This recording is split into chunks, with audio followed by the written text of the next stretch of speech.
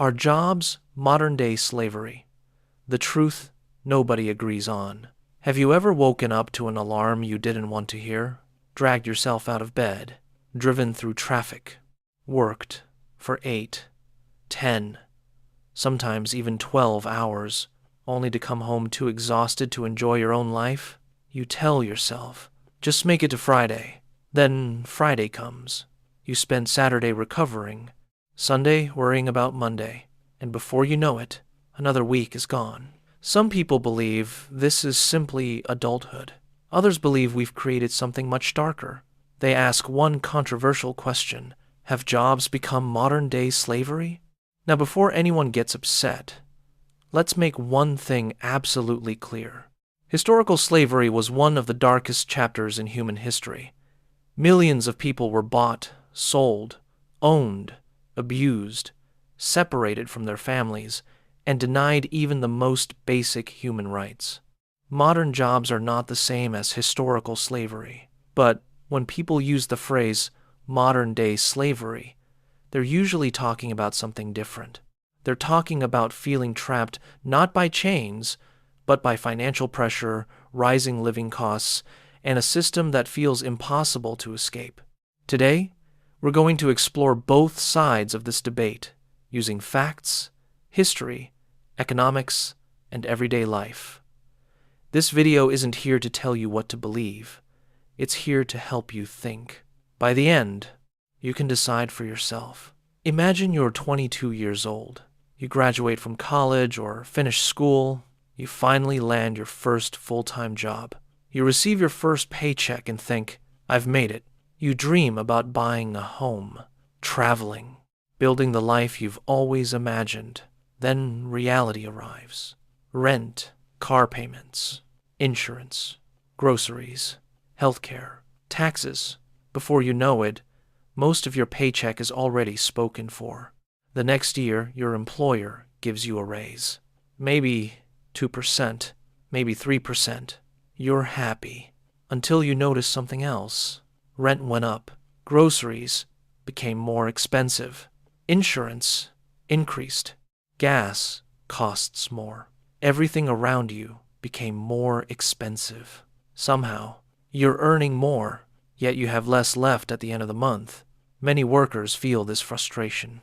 While every country and profession is different, there are times when the cost of living rises faster than wages, leaving many families feeling like they're falling behind despite working just as hard or even harder. It's like running on a treadmill. You're constantly moving, constantly working, but you never seem to get ahead. Some people call these invisible chains, not chains made of iron, chains made of monthly bills. Years pass. You get married. You have children. Your responsibilities grow, so you work harder than ever. You accept overtime. You stay late. You answer emails after dinner. You tell yourself, I'm doing this for my family. Then one day, your child asks, Dad, are you working again? Or, Mom, will you be home this weekend? Those simple questions remind you that while you're working to build a better future for your family, you may be missing moments you'll never get back. Time, unlike money, can never be earned back. Technology has made this even harder. Years ago, when people left work, work usually stayed at work. Today, emails arrive at night. Messages come during dinner. Phones buzz during vacations. Even when you're home, your mind may still be at work. Studies have found that long-term workplace stress and poor work-life balance can contribute to burnout, anxiety, and lower overall well-being. Many people eventually begin asking themselves, am I living to work? Or, am I working to live? This is where the controversy begins. Critics argue that while workers are legally free, many don't feel financially free. Quitting isn't easy when rent, loans, groceries, and family responsibilities still need to be paid. That's why some people describe the system as a prison without walls, not because they're owned, but because they feel trapped by financial obligations. Others also point out that employees often help companies earn millions of dollars while struggling to keep up with rising everyday expenses. To them, The system rewards ownership far more than labor. But now let's hear the other side. Many historians and economists strongly reject the comparison. Slavery meant people had no freedom, no wages, no legal rights, no choice. People were treated as property. Modern workers, while facing many challenges, can generally change jobs, negotiate salaries, learn new skills, start businesses, or pursue different careers. Those opportunities simply didn't exist under slavery. That's why many believe the comparison goes too far. Work itself isn't the enemy. Every society depends on people working together. Teachers educate, doctors heal, farmers grow food, engineers build, truck drivers keep stores supplied. Millions of hardworking people keep our communities running every single day. Many people genuinely enjoy what they do and find purpose in their careers. For them, a job isn't a prison, it's purpose. Maybe the real problem isn't work itself. Maybe it's low wages, poor leadership, long hours, limited opportunities, or economies where living expenses rise faster than incomes. Fixing those problems could improve millions of lives without comparing employment to slavery. Maybe we're asking the wrong question. Instead of asking, are jobs modern-day slavery? Perhaps we should ask, why do so many hardworking people feel trapped?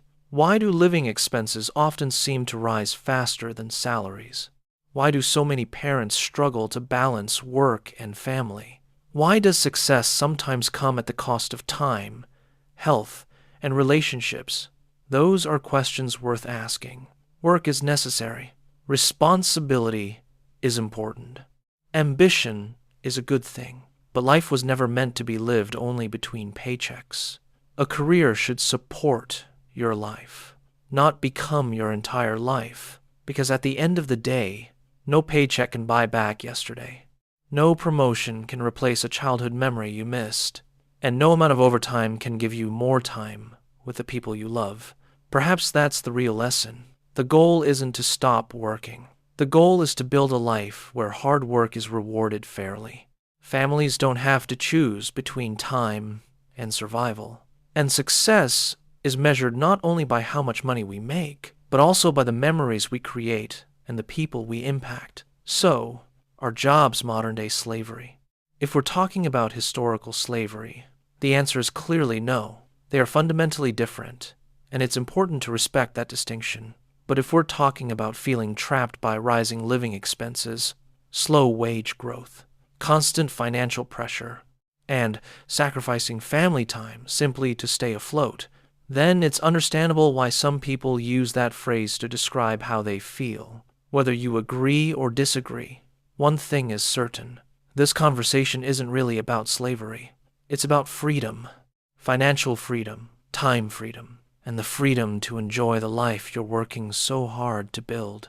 Now, I'd love to hear from you. Are you genuinely happy in your current job? Do you wake up excited to go to work? Or do you feel like you're simply working to survive? Share your thoughts respectfully in the comments below. I'd love to hear different perspectives because there isn't one answer that fits everyone. If you enjoyed this video and want more thought-provoking discussions about human behavior, society, and the world we live in, please take a second to like this video, subscribe to the channel, and turn on notifications so you never miss a future upload. Thank you so much for watching, and I'll see you in the next video.